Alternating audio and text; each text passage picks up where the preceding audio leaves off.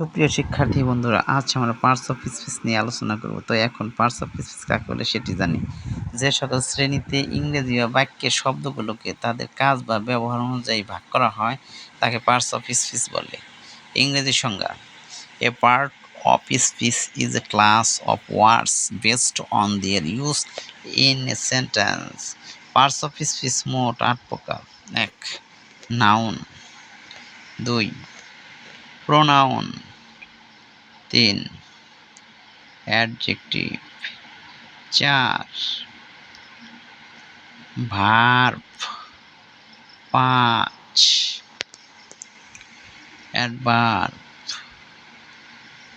৬. Preposition. ৭. Conjunction. ৮. Interjection.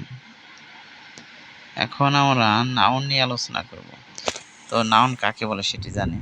যে শব্দ দ্বারা ব্যক্তি, বস্তু, স্থান বা প্রাণীর নাম বোঝায় তাকে নাউন বলে। উদাহরণ: রহিম, স্কুল, ঢাকা, বুক। সেন্টেন্স দিয়ে বুঝি: রহিম রিডস এ বুক। এখানে রহিম নাউন। প্রোনাউন: যে শব্দ নাউনের পরিবর্তে ব্যবহৃত হয় তাকে প্রোনাউন বলে।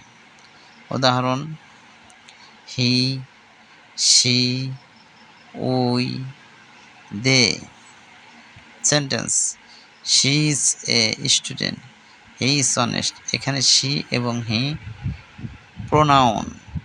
৩. অ্যাডজেক্টিভ: যে শব্দ নাউন বা প্রোনাউনের দৈর্ঘ্য, গুণ, অবস্থা বা সংখ্যা প্রকাশ করে তাকে অ্যাডজেক্টিভ বলে। উদাহরণ: গুড, বিউটিফুল, টল, 5।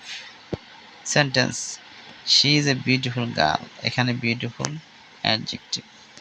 ভার্ব: যে শব্দ কাজ করা বা হওয়া বোঝায় তাকে ভার্ব বলে। উদাহরণ: go, read, write, play.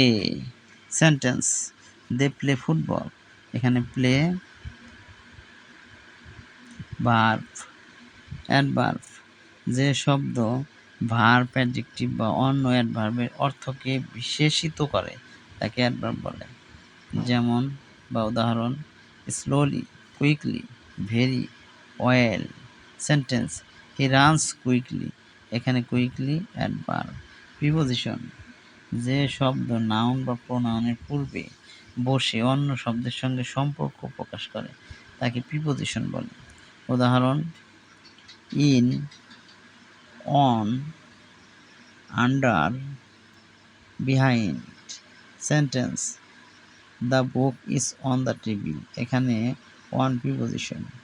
Conjunction: যে শব্দ দুই বা ততোধিক শব্দ, বাক্যাংশ বা বাক্যকে যুক্ত করে তাকে কনজাংশন বলে। উদাহরণ: and, but, or, because. Sentence: Rahim and Karim are friends. এখানে অ্যান্ড কনজাংশন। ইন্টারজেকশন: যে শব্দ মনে আকস্মিক আবেগ প্রকাশ করে তাকে ইন্টারজেকশন বলে। উদাহরণ: হুররে, অ্যালাস, ওয়াও, ও।